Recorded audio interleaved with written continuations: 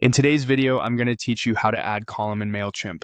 By the end, you'll know exactly where to go in the editor, how to place a new column layout, and how to fine-tune its content, styles, visibility, and code so your email looks polished and performs well.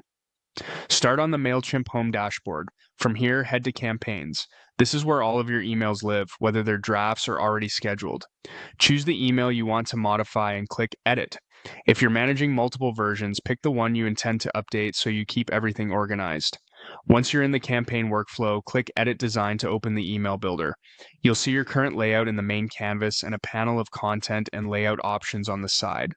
Look for the area labeled blank or columns. This is where Mailchimp keeps its column layouts that you can drop anywhere in your email.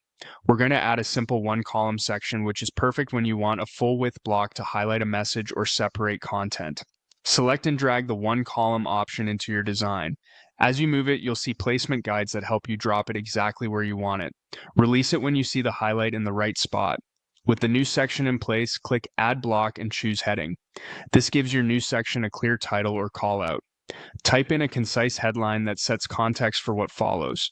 If you prefer, you can later add text, images, or buttons beneath it, but start with a heading to anchor the section visually. Next, refine the look. Open styles and adjust font, size, color, line spacing, and padding so the heading aligns with your brand. Small tweaks to spacing above and below the block often make the whole section feel balanced. Keep contrast high for readability, especially on mobile. Now, control who sees this block. In visibility, set whether the section shows on desktop, mobile, or both. Hiding a large image on mobile or simplifying text for smaller screens can improve engagement without duplicating the entire email. For advanced adjustments, choose Edit Code. This opens the HTML for the selected block so you can fine-tune structure, add lightweight formatting, or resolve small spacing issues.